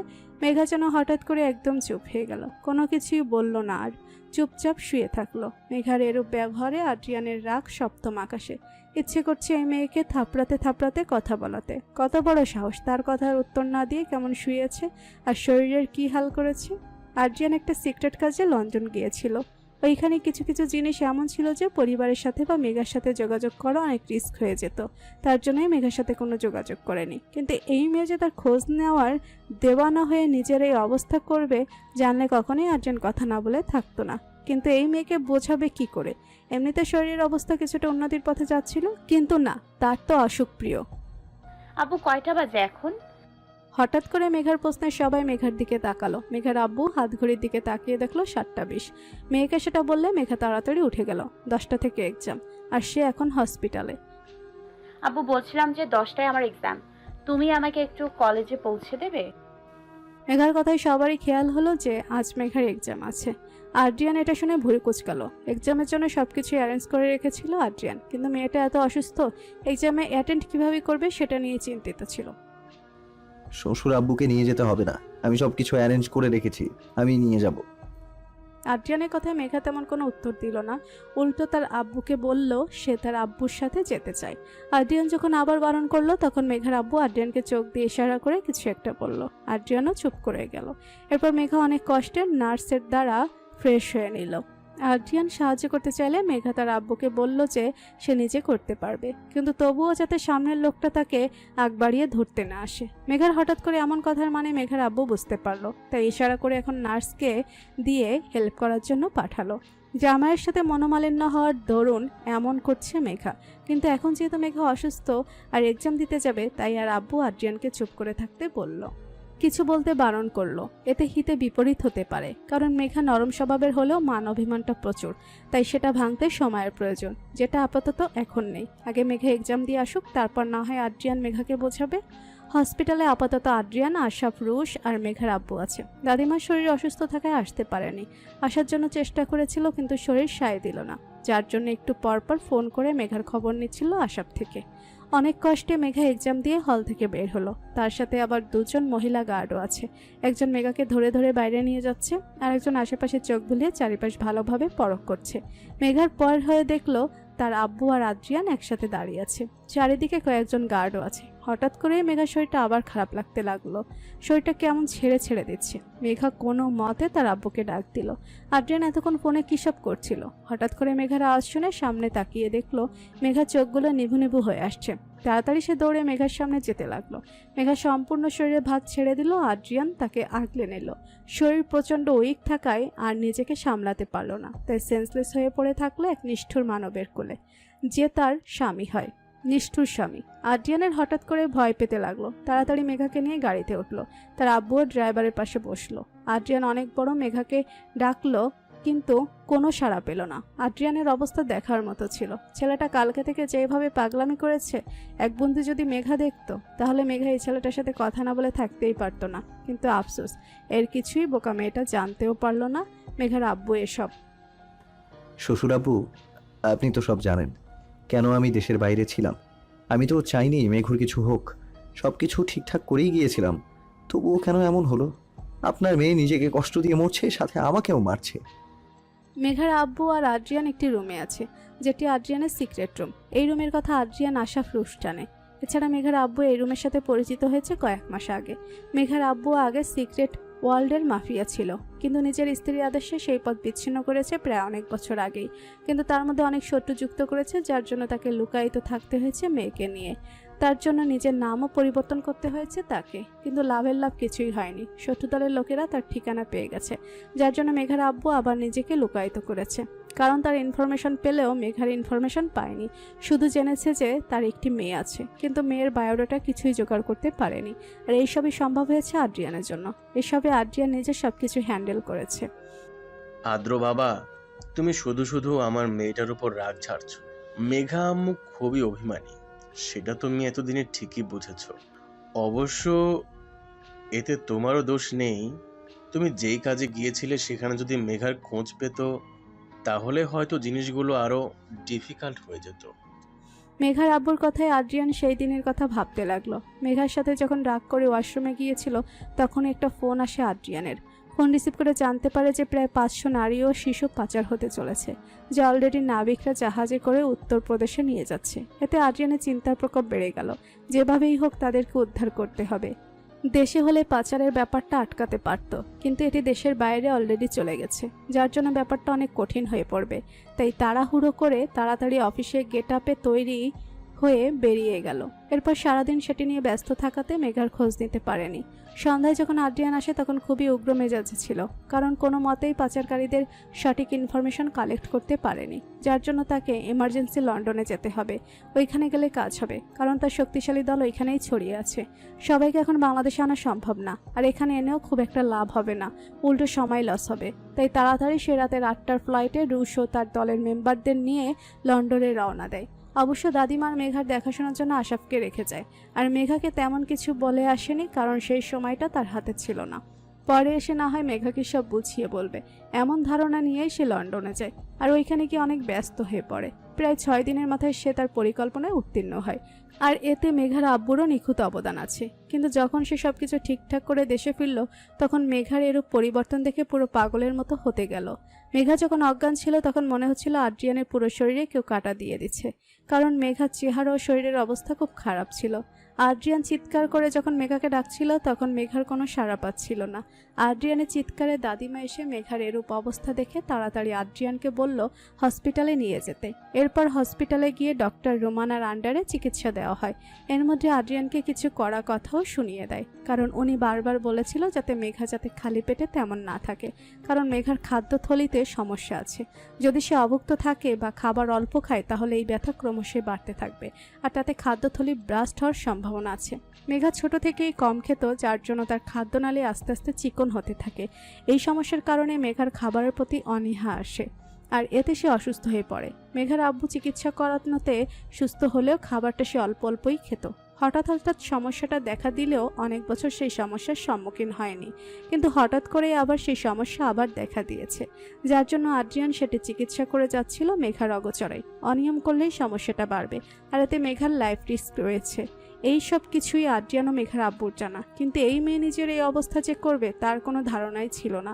আদ্রিয়ান চোখ মুখ শক্ত করে মেঘার যেই রুমে চিকিৎসা চলছিল সেখানে একপাশে দাঁড়িয়েছিল, হাত মুষ্টিবদ্ধ করে। চোখগুলো রক্তিম হয়েছিল, মনে হচ্ছিল চোখের পলক পড়লেই অশ্রুগুলো গড়িয়ে পড়বে। মেঘার আব্বু খবর পেয়ে তৎক্ষণাৎ ছুটে আসে। এরপর আদ্রিয়ানকে এইভাবে দাঁড়িয়ে আছে দেখে পিছনে গিয়ে দাঁড়ায়। এরপর কাঁধে হাত রাখলে আদ্রিয়ান পিছু ফিরে এক পলক তাকে দেখে, আবার মেঘার দিকে তাকায়, যে এই মুহূর্তে ঘুমের ইঞ্জেকশনের প্রভাবে গভীর ঘুমে আচ্ছন্ন আছে।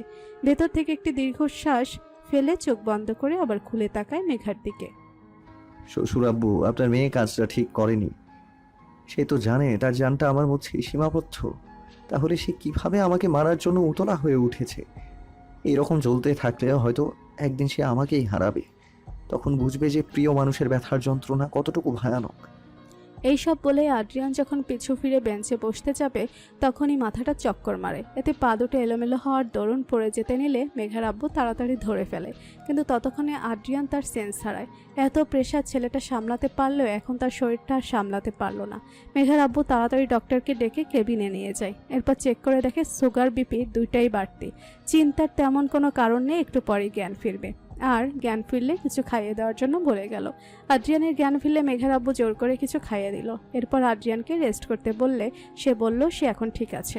তারপর তাড়াতাড়ি আবার মেঘার কেবিনে গিয়ে ভেতরে ঢুকে দেখলো মেঘার হাতে স্যালাইন লাগানো। মেঘার শরীর অতিরিক্ত দুর্বল থাকায় স্যালাইন দেওয়া হয়েছে। আদ্রিয়ান আস্তে আস্তে মেঘার কাছে গিয়ে বসলো। এরপর ডান হাতটি আলতো করে ধরে হাতের মুঠোয় নিয়ে উষ্ণ ঠোঁটে ছোঁয়া দিল। এরপর মেঘার দিকে পলকহীনভাবে তাকিয়ে চোখের তৃষ্ণা মেটাতে লাগলো। মেঘার আব্বু বাইরে থেকে এ দৃশ্য দেখে চোখের অশ্রু মুছল। তার মেয়েটা ভাগ্য করে এমন একজন সঙ্গী পেয়েছে। মেঘার আব্বু দরজা থেকে সরে গিয়ে অন্য জায়গায় বসলো। এভাবেই রাতটা পার হলো। আদ্রিয়ান সম্মতি ফিরল মেঘার আব্বুর ডাকে। আর্দ্র, তুমি আর আমি একই ওয়ার্ল্ডের, তাই তোমার কাছের জিনিসগুলো আমি যেমন বুঝবো ঠিক তেমনি আমি বুঝলেও মেঘা মামনি কিন্তু এসবের কিছুই বুঝবে না। কারণ হিসেবে আমি বলতে পারি যে আমি কখনোই তাকে এসব সম্পর্কে অবগত করিনি। কিন্তু হ্যাঁ, সেলফ প্রোটেকশন হিসেবে তাকে কিছু ট্রেনিং করিয়েছি, কিন্তু ফুল ট্রেনিং তার শরীর নিতে পারেনি, যার জন্য সব সময় তার জন্য চিন্তাই থাকতো।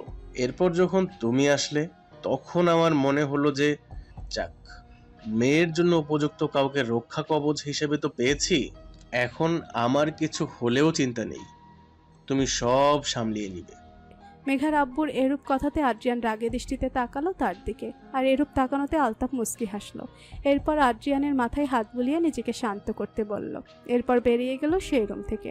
আদ্রিয়ান কিছুক্ষণ নিজেকে সামলালো। এরপর সেও বের হয়ে গেল। মেঘার ওষুধ খাওয়ানোর সময় হয়ে গেছে। আদ্রিয়ান খাবারের ট্রে নিয়ে রুমে ঢুকে দরজা লক করে দিল। এরপর খাবারের ট্রে মিনি টেবিলে রেখে মেঘার কাছে গিয়ে বসলো। শরীর আগে থেকে শুকিয়ে গেছে। চোখের নিচে কালো দাগ পড়াতে মুখের অবস্থা কেমন যেন মলিনতা ধারণ করেছে। আদ্রিয়ান মেঘার পাশে বসে ঘন একটি নিঃশ্বাস ফেলল। এরপর মেঘার মাথায় হাত বুলিয়ে আস্তে করে ডাকতে লাগলো। স্নিগ্ধ পড়ি, এই পড়ি, অনেক ঘুমিয়েছো তো, এখন উঠো তো সোনা পড়ি। আদ্রিয়ানের আলতো স্পর্শকাতর ডাকে মেঘার ষষ্ঠ ইন্দ্রিয় ধীরে ধীরে সজাগ হলো। এরপর চোখ খুলে সামনে তাকিয়ে আদ্রিয়ানকে ঝাপসা চোখে দেখলো। শরীর দুর্বল থাকায় আবার চোখটা বন্ধ করে ফেললো। এরপর আবার যখন ধীরে চোখ খুলল তখন এক অস্বাভাবিক কাণ্ড ঘটলো তার সাথে। কি হয়েছে বোঝার জন্য কয়েক সেকেন্ড লাগলো, কিন্তু যখন বুঝতে পারলো তখন আদ্রিয়ানকে সরানোর ব্যর্থ চেষ্টা করলো। কিন্তু মেঘার দুর্বল হাতের আক্রমণে আদ্রিয়ানকে সরাতে তো পারলো না, উল্টো আদ্রিয়ান আরো গভীরভাবে ছুঁতে লাগলো। আর সে ছোঁয়ার মধ্যেই মেঘা হার মেনে তার সাথে রেসপন্স করতে লাগলো। সব মান অভিমান ভেঙে গেল সেই বৈধ প্রণয়াসক্ত স্পর্শে। দীর্ঘক্ষণের আলিঙ্গন শেষ হলে মেঘা কান্না করতে লাগলো আদ্রিয়ানের বুকে। চোখের অশ্রুযুগল বেয়ে পড়তে লাগলো আদ্রিয়ানের লোমশ বুকে। এতে আদ্রিয়ান মেঘাকে কাঁদতে দিল, কারণ একটু বেশি কষ্ট দিয়ে ফেলেছে এই ছোট্ট জানটাকে। কি ব্যাপার জান, এখন তো কান্না করার মতো কিছুই করিনি। যখন কান্না করার কথা ছিল তখন তো নিজেকে সামলিয়েছো, এখন তো ব্যথা পাওয়ার মতো কিছুই করিনি, তাহলে এখন কান্না করছো কোন কারণে সোনা? আদ্রিয়ানের এরূপ কথাবার্তায় ভীষণ লজ্জা পেল মেঘা। এতে আদ্রিয়ান বুকে চোখ মুখ ঢেকে। ভীষণ অসভ্য আপনি। যাক বাবা, আমি আবার কি অসভ্যতামো করলাম? আর বউয়ের কাছে অসভ্য না হলে কি এই জাতি আমাকে এই সমাজে রাখবে? একদম রাখবে না। আজ প্রায় এক সপ্তাহ হলো মেঘার এসএসসি এক্সাম শেষ হয়েছে। মোটামুটি ভালোই এক্সাম দিয়েছে। অবশ্যই আদ্রিয়ানের পরিশ্রম ছিল প্রচুর। খুনসুটি সংসার অনেকগুলো মাস চোখের পলকেই কেটে গেল। আজ আদ্রিয়ানের জন্মদিন। সেই উপলক্ষে মেঘা আদ্রিয়ানের পছন্দের রেড ভেলভেট কেক তৈরি করেছে, তাও নিজে হাতে। সাথে দাদিমাও আছে হেল্প করার জন্য, কিন্তু মেঘা কোনো মতেই দাদিমাকে হেল্প করতে দিচ্ছে না। সে নাকি একাই সব করবে। কেক যখন তৈরি হলো তখন তার ডিপে রেখে রান্নার কাজে মনোযোগ হলো। মেঘা যখন মাছের স্টু অর্ধ রান্নার মাঝে যখন কড়াইয়ের ঢাকনা খুললো, সাথে সাথে মাছের ঘ্রাণটা তার নাসিকারন্ধ্রে গিয়ে পেট গুলিয়ে বমি চলে আসলো। সাথে মুখে হাত দিয়ে বেসিনে গিয়ে বমি করে দিল। কিছুক্ষণ বমি করে মুখ মুছিয়ে পিছনে ফিরে দেখলো কেউ আছে কিনা। পুরো কিচেন খালি থাকায় স্বস্তির নিঃশ্বাস ফেলল। দাদিমা এতক্ষণ এখানে থেকে হাঁফিয়ে উঠেছিল, তাই নিজের ঘরে গিয়ে আপাতত রেস্ট নিচ্ছে। মেঘা তাড়াতাড়ি মাছের স্টু তৈরি করলো টিস্যু নাকের মধ্যে ঢুকিয়ে। এরপর ঘড়ির মধ্যে দেখলো আদ্রিয়ানের আসতে তেমন সময় আর বাকি নেই। তার তাড়াতাড়ি কাজ শেষ করে গোসল করতে রুমে গেল। শরীর ঘামে একদম নাজেহাল অবস্থা। আজ মেঘা আদ্রিয়ানের মন মতো সাজবে, যা দেখে আদ্রিয়ান হয়তো ভেবেই লজ্জায় মুখ রক্তিম হয়ে গেল। হঠাৎ করে কিছু মনে পড়াতে তাড়াতাড়ি ওয়াশরুম থেকে বের হয়ে ফোন নিয়ে আদ্রিয়ানকে একটা মেসেজ দিল। এরপর খুশি খুশি আবার ওয়াশরুমে ঢুকলো। সময় মতো সব কিছু হলেই হলো। কিছুদিন আগেই আদ্রিয়ান মেঘাকে ফোন কিনে দেয়, আর এই ফোন পেয়ে মেঘা প্রচণ্ড খুশি হয়, কারণ তার আগের ফোনটা আদ্রিয়ান তাকে ফেরত তো দেয়নি, সাথে কোনো ফোন ব্যবহারও করতে দেয়নি, যার পরিপ্রেক্ষিতে নতুন ফোন পেয়ে সে ভীষণ খুশি। আদ্রিয়ান মাত্রই বাড়ির সামনে এসেছে। ড্রাইভার যখন আদ্রিয়ানকে ডেকে বলল যে তারা পৌঁছে গেছে, তখন আদ্রিয়ান ফোন থেকে চোখ সরিয়ে বাইরে তাকিয়ে দেখলো তারা চলে এসেছে। এরপর ফোনের দিকে দেখলো মেঘার একটি ছবি, যেটা সে এতক্ষণ ধরে দেখছিল। মেঘার মেসেজ সে কিছুক্ষণ আগেই দেখে। সেখানে আদ্রিয়ানকে জরুরিভাবে ডাকা হয়েছে। ইম্পর্ট্যান্ট একটা মিটিং ছিল, যেটা ক্যান্সেল করে তাড়াতাড়ি চলে এসেছে। গাড়ির দরজায় একজন গার্ড এসে খুলে দেয়। আদ্রিয়ান বের হয়ে তাড়াতাড়ি বাড়ির ভিতরে ঢুকে। এখন রাত প্রায় 9টা। বাড়িতে ঢুকে দেখে বাড়ি কেমন নীরব হয়ে আছে। সে অন্যদিকে না থেকে সোজা নিজের রুমে চলে গেল। এরপর যখন রুমে ঢুকলো তখন দেখলো রুম পুরোটা খালি। চারপাশে খুঁজেও যখন মেঘার কোনো হদিস পেল না, তখন কপাল কুঁচকাল। হঠাৎ করে ড্রেসিং টেবিলের মিররের মধ্যে কিছু একটা লাগানো দেখলো। সামনে গিয়ে পেপারটা নিয়ে দেখলো মেঘার হাতের কিছু লেখা। এই যে আদ্র, আপনি কিন্তু দিন দিন বেখেয়ালি হয়ে যাচ্ছেন, সেটা কি আপনি জানেন? আর বেখেয়ালি করে যে আমার এই হৃৎপিণ্ডে কাঁপন সৃষ্টি করেন, সেই খেয়াল কি আছে আপনার? একদমই নেই। এই ছোট্ট মেয়েটা আপনার আশায় কতক্ষণ বসেছিল, কিন্তু আসলেন এখন মহারাজা। এখন সেসব কথা বাদ। বেডের ওপর দেখেন একটা পাঞ্জাবি রাখা আছে। তাড়াতাড়ি ফ্রেশ হয়ে তৈরি হয়ে ছাদে চলে আসেন। সময় 15 মিনিট, কিন্তু এখন বেশি হলে দেখবেন আমি কি করি। লেখাগুলো শেষে কয়েকটা চোখ গরম করার ইমোজি আঁকা ছিল। আদ্রিয়ান মেঘার এরূপ লেখা দেখে মুচকি হাসলো। দিন দিন মেঘা আদ্রিয়ানকে যেভাবে আসক্ত করছে, এতে মনে হয় আদ্রিয়ান একদিন মেঘার মধ্যে বিলীন হয়ে যাবে। মেয়েটা দিন দিন তার প্রতি এমনভাবে আসক্ত হচ্ছে যে আদ্রিয়ান এতে খুশি হওয়ার বদলে প্রচণ্ড অবাক হচ্ছে। মেয়েটা মনে হয় আদ্রিয়ানের অঙ্গে অঙ্গে একদম মিশে বিলীন হয়ে গেছে, আর এর থেকে ছাড়া পাওয়া প্রচুর কঠিন। সে ছাড়া পেতেও চায় না, মিশে থাকতে চায় আজীবন। এরপর পত্রটি নিজের কোটের পকেটে রেখে ওয়াশরুমে গেল গোসল করে তৈরি হতে। 12 মিনিটের মধ্যে তাড়াতাড়ি তৈরি হতে নিল। এরপর ছাদে যাওয়ার উদ্দেশ্যে বের হলো। সিঁড়িতে খুব সুন্দর করে দিয়াবাতি জ্বালানো, প্রত্যেক দিন চারিপাশে গোলাপের পাপড়ি ছড়ানো। সেসব দিয়া থেকে খুব সুন্দর একটা সুগন্ধ ভেসে বেড়াচ্ছে চারিপাশ। ওইসব দেখতে দেখতে আদ্রিয়ান ছাদে পৌঁছে গেল। ছাদে পৌঁছাতেই দেখলো ছাদটা কালো সাদা সংমিশ্রণে সাজানো। এরপর সামনে এগিয়ে দেখলো ছাদে তেমন কেউ নেই। হঠাৎ করেই কিছুর আওয়াজ হলো। সাইডে তাকিয়ে দেখলো একটি বড় পর্দা, যাতে দৃশ্যমান হচ্ছে আদ্রিয়ানের কিছু ছবি। যখন ছবিগুলো দৃশ্যমান হচ্ছিল তখন স্লো মোশনে মিউজিক অন করা হলো। সাথে মাইক নিয়ে কেউ পর্দার পেছনে দাঁড়ালো। क्या खबर अपने किया, बिन मांगे इतना दिया, वरना है मिलता कहा हम काफिरों को खुदा। মেঘার গান এতক্ষণ মুগ্ধ হয়ে আদ্রিয়ান শুনছিল, আর গানের তালে তালে পর্দায় আদ্রিয়ানের পরিবার আর মেঘার সাথে তোলা অনেক ছবি প্রকাশ পেয়েছে। সাথে ছিল কিছু সুন্দর সুন্দর মোমেন্টের ছবি। এরপর মেঘা গান শেষ করে আদ্রিয়ানের কাছাকাছি আসলো। মেঘা আজ আদ্রিয়ানের সাথে মিলিয়ে কালো ঝরঝেটের শাড়ি পরেছে, সাথে চুলগুলো সুন্দর করে খোপা করা, আর হালকা মুখে প্রসাধনী দিয়ে সাজ। এটাই যেন খুবই সুন্দর লাগছে। আদ্রিয়ানও আজ মেঘার সাথে মিলিয়ে পাঞ্জাবি পরেছে। এসব মেঘাই পছন্দ করে আনিয়েছে। মেঘা আদ্রিয়ানের দিকে মুগ্ধ দৃষ্টিতে তাকিয়ে আদ্রিয়ানকে একটু নিচু হয়ে বলল। আদ্রিয়ানও মেঘার কথা মতো নিচু হলে মেঘা। শুভ জন্মদিন আমার প্রিয় প্রেমিক পুরুষ। মেঘার এরূপ উইশে আদ্রিয়ানের মন হঠাৎ করেই পুলকিত হলো। মেঘা আদ্রিয়ানের মাথার দুপাশে হাত দিয়ে মেঘার দিকে একটু নিচু করলো। এরপর একটু উপর হয়ে আদ্রিয়ান কপালে উষ্ণ ঠোঁটে স্নিগ্ধ পরশ দিল। আদ্রিয়ান চোখ বন্ধ করে প্রেয়সীর পরশ উপভোগ করলো। এরপর আদ্রিয়ান যখন চোখ খুলে তখন দেখে মেঘার সামনে দাঁড়িয়ে মুস্কি হাসে আকাশে তাকাতে বলল। আদ্রিয়ান যখন আকাশের দিকে তাকালো তখন অনেক বাজি আকাশে মনোরমভাবে ঝলকাতে লাগলো। আর যখন সেগুলো একসাথে মিলিত হলো তখন সেখানে কিছু ইংলিশ ওয়ার্ড দৃশ্যমান হলো। যখন সবগুলো ওয়ার্ড স্পষ্ট হলো তখন সেখানে হ্যাপি বার্থডে ডিয়ার হাজব্যান্ড লেখাগুলো দৃশ্যমান হলো। আদ্রিয়ান অবাক নয়নে সবকিছু দেখছে। এরপর হঠাৎ করে ছাদে বাজি ফোটানোর মতো আওয়াজ হলো। আওয়াজ অনুসরণ করতে গেলে দেখতে পেল সবাই একসাথে মিলিত হয়ে আদ্রিয়ানকে বার্থডে উইশ করলো। এরপর একে একে সবার সাথে মিলিত হয়ে মেঘার বানানো কেক কাটলো আদ্রিয়ান। বাবা মা মারা যাওয়ার পর থেকে আদ্রিয়ান কোনো সময় নিজের জন্মদিন সেলিব্রেট করেনি। কখনো বাড়ির কেউ সেলিব্রেট করতে চাইলে আদ্রিয়ান এক ধমক দিয়ে সবাইকে বারণ করে দিত। এরপর থেকে আর কখনো কেউ সাহস করেনি জন্মদিনের আয়োজন করার। আর এসব কিছু মেঘা শুনেছে দাদিমার থেকে। তাই সে জিদ ধরেছিল যে এইবার আদ্রিয়ানের জন্মদিন সে নিজে আয়োজন করবে। বকা দিলে দিবে তাতে কি, এসব এখন আর তার জন্য কিছুই না। এই কয়েক মাসে বকার উপরই ছিল, কিন্তু তবুও আদ্রিয়ান যে যথেষ্ট ভয় পায়। আর যদি কিছু বলেও ভয় পাবে না, সে পেলেও ভিতরে ভিতরে রাখবে, বাইরে প্রকাশ করবেই না। কিন্তু সবাইকে অবাক করে দিয়ে আদ্রিয়ান সবার সাথে স্বাভাবিকভাবে সেলিব্রেশন করছে, তার মানে মেঘার কাজে রাগ করেনি। এসব ভাবছিল আর সবার জন্য কোল্ড ড্রিঙ্কস সাজাচ্ছিল। আদ্রিয়ান আপাতত ছাদের কর্নারে গিয়ে নিশির হাজব্যান্ডের সাথে কথা বলছে, কিন্তু তার চোখ সবসময় মেঘার দিকেই ফলো করছে। মেঘার দিকে তাকিয়ে দেখলো মেঘার চোখ মুখ কেমন ক্লান্ত ক্লান্ত লাগছে। তাই আদ্রিয়ান যখন মেঘার কাছে যেতে নেবে তখন তার একটা কল আসে। কলটা গুরুত্বপূর্ণ দেখে মেঘার দিকে না গিয়ে অন্যদিকে গিয়ে কথা বলতে লাগলো। এদিকে মেঘা আদ্রিয়ানকে জুস দিতে এসে দেখে আদ্রিয়ান কোনো দিকে নেই। তাই শরবতটা যখন খুঁজে পেল না, তখন দেখলো আদ্রিয়ান গাছের সাইডে দাঁড়িয়ে ফোনে কথা বলছে। হয়তো কোনো ইম্পর্টেন্ট কোনো কল এসেছে। তাই সে আর সেই দিকে না গিয়ে নিশি আর তন্নির সাথে আড্ডায় যোগ দিল। সাথে দাদিমাও ছিল। রাত তখন 12টা। একে একে সবাই ঘুমানোর জন্য নিচে নামতে লাগলো। মেঘাও যখন ছাদের দরজার দিকে যাবে তখনই একটি হাত তাকে টেনে দেওয়ালের কাছে মিশিয়ে নিল। হঠাৎ এমন হওয়াতে মেঘা খুব ভয় পেল, কিন্তু ব্যক্তিটিকে তা বুঝতে বেশিক্ষণ সময় লাগলো না। কিন্তু হঠাৎ এভাবে টেনে নেওয়ার কি হলো? এই লোকটা একটু বেশি বেশি করে। মেঘা চোখ খুলে সামনে তাকিয়ে দেখলো আদ্রিয়ান মোহনীয় দৃষ্টিতে তার দিকে তাকিয়ে আছে। এই তাকানোতে মেঘার হৃৎপিণ্ড কেমন একটা অনুভূতি হতে লাগলো। আদ্রিয়ান এই দৃষ্টিতে বেশিক্ষণ তাকিয়ে থাকতে পারে না, তাই মেঘা দৃষ্টি নিচের দিকে করে নিল। আদ্রিয়ান মেঘার সরল দৃষ্টিগুলো উপভোগ করলো। এরপর মেঘার থুতনিতে ধরে নিজের দিকে ফিরিয়ে, নিজেকে এখন পৃথিবীর সর্বোচ্চ সুখী ব্যক্তি মনে হয় স্নিগ্ধ করি।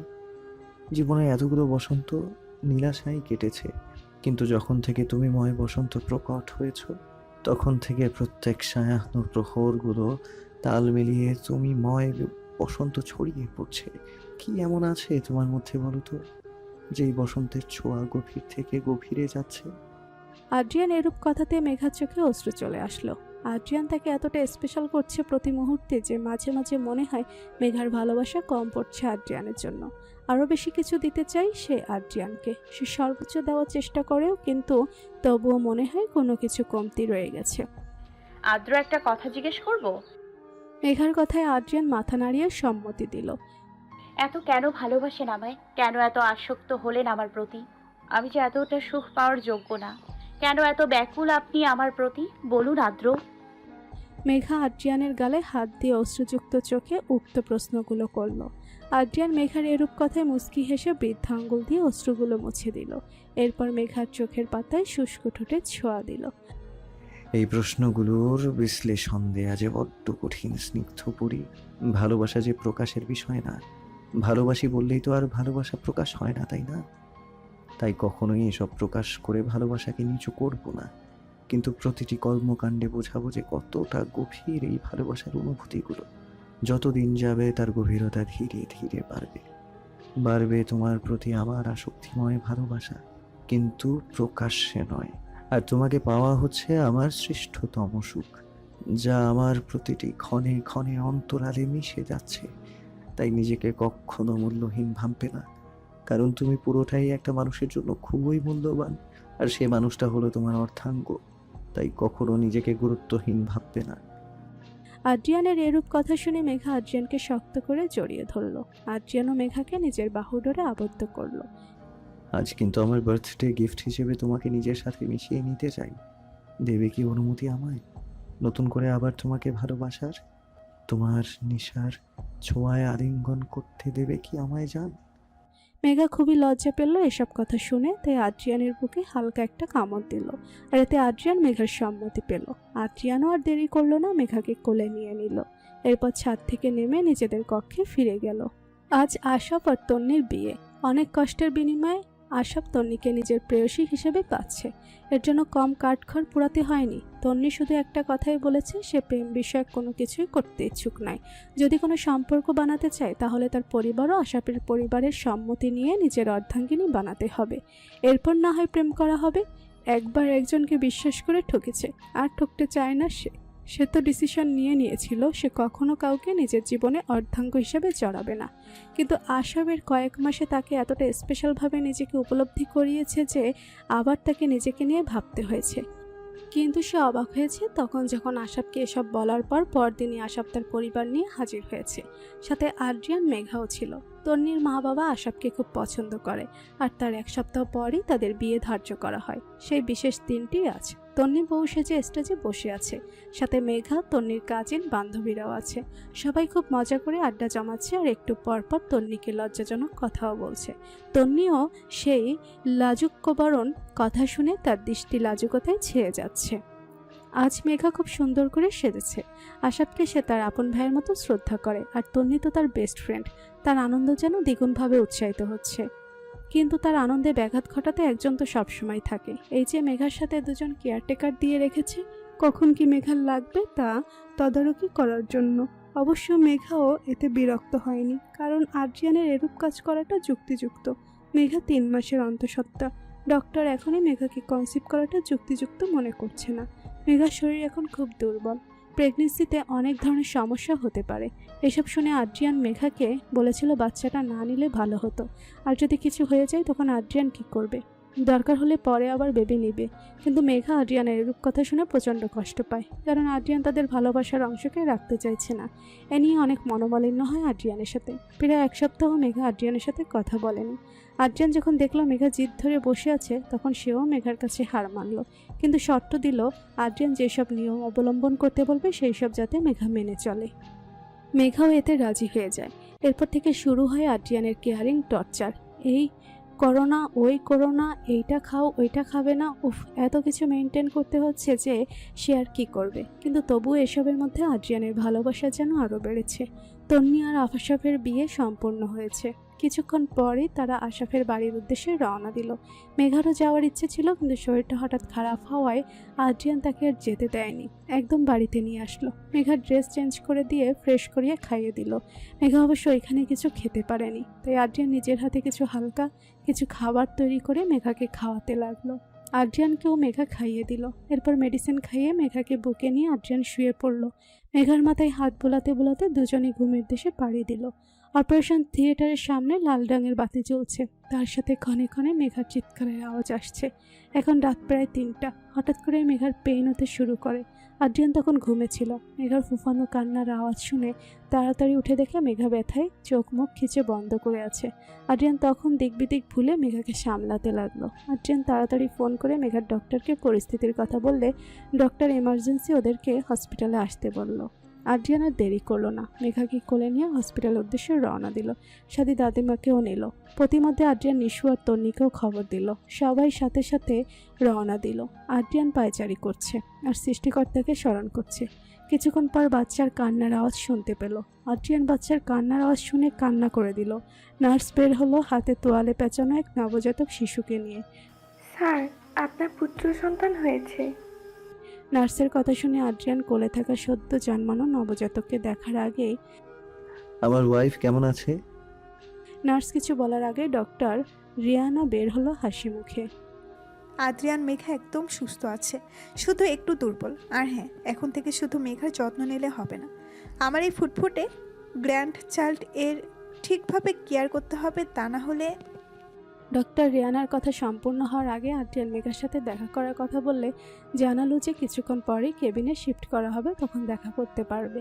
এদিকে বাচ্চাটাকে নিয়ে অলরেডি সবাই মাতামাতি করছে। আদ্রিয়ান বাচ্চাটাকে কোলে নিতে ভয় পাচ্ছে, কারণ খুব ছোট বাচ্চাটা যদি ব্যথা পায়। আদ্রিয়ানের মনোভাব দেখে দাদিমা ঠিক করে নিয়ে আদ্রিয়ানের কোলে দিল। বাচ্চাটি কোলে নেওয়া মাত্রই ওই ওই আওয়াজ করতে লাগলো। আদ্রিয়ান দেখলো বাচ্চাটা ঠিক আদ্রিয়ানের মতোই গায়ের রং পেয়েছে। নাক আর চোখ মেঘার মতো হয়েছে। তাকিয়ে থাকতে থাকতে আদ্রিয়ান ফুফিয়ে কান্না করে দিল। এরপর বাচ্চাটার কপালে উষ্ণ ঠোঁটে ছোঁয়া দিল। এরপর কানের কাছে মুখ নিয়ে কিছু দোয়া পড়ে পুরো শরীরে ফু দিল। আদ্রিয়ানের কাণ্ড দেখে সবাই খুব অবাক, সাথে তাদের চোখেও খুশির পানি। দাদিমা দেখো, আমার আর স্নিগ্ধপরীর অংশ কি ছোট্ট না? ওকে আমি আদর করবো কি করে?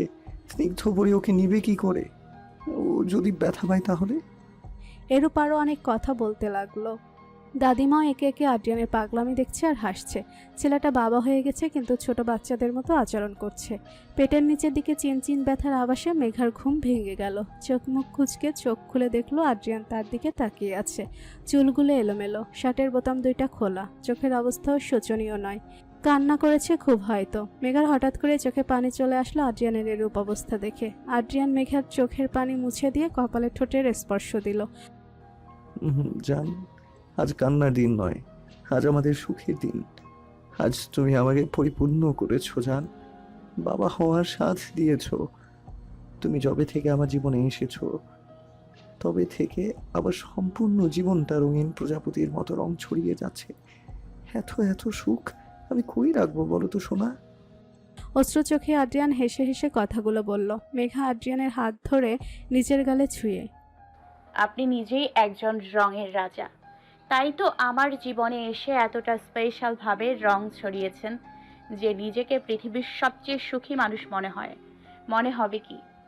আমি আপনাকে পেয়ে জীবনের শ্রেষ্ঠ জিনিস অর্জন করেছি। আদ্রিয়ান মেঘার কথা শুনে মেঘাকে হালকা আলিঙ্গন করলো। এর মাঝেই দাদিমা বাচ্চাকে নিয়ে ঢুকলো, সাথে তন্নি, আশাফ, নিশি, রুশ। তন্নি 3 মাসের অন্তঃসত্ত্বা। নিশিরও ছেলে হয়েছে, নাম আয়ুষ। তার বয়স 3 মাস। নিশির হাজবেন্ডের কাছে তার ছেলে ঘুমাচ্ছে। দাদিমা মেঘার পাশে বাচ্চাটাকে মেঘার কোলে নিতে বলল। ফিডিংয়ের সময় হয়েছে, তাই আদ্রিয়ান মেঘাকে উঠতে সাহায্য করলো। মেঘা ভালোভাবে বসলে দাদিমা বাচ্চাটাকে মেঘার কোলে দিল। মেঘা বাচ্চাটার স্পর্শ পেয়ে কান্না করে দিল। মা হওয়ার অনুভূতি বুঝি এতটা সুখের হয়। আজ সে পুত্র সন্তানের জননী। কাপা কাপা ঠোঁটে আদ্রিয়ানের দিকে তাকিয়ে, আদ্র, আমাদের নীলাদ্র। মেঘার কথায় আদ্রিয়ান অশ্রু চোখে মাথা নাড়ালো।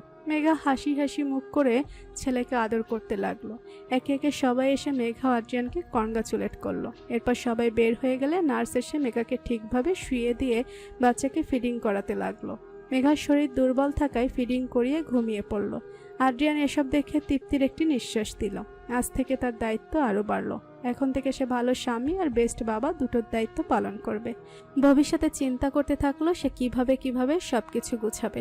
এসব চিন্তা ভাবনা করতে করতে সেও মেঘার পাশে গিয়ে শুয়ে পড়ল। বড্ড ক্লান্ত লাগছে।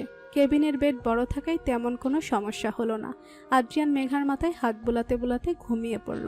মেঘার ঘুম একটু হালকা হলে চোখ খুলে দেখলো আদ্রিয়ান তাকে বুকে নিয়ে শুয়ে আছে।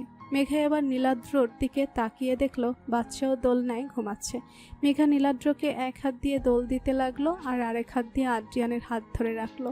এরপর ওভাবেই আবার ঘুমের দেশে পাড়ি দিল। প্রত্যেক ভালোবাসা যদি এত মিষ্টির হয় তাহলে সব ভালোবাসা নেশাময়, ভালোবাসার মতোই আসক্ত হবে। প্রকৃতি স্নিগ্ধ ভালোবাসাগুলো এইভাবেই যাতে পরিপূর্ণ হয়, তাহলেই প্রকৃতি হবে আলোকিত, সুচ্ছল।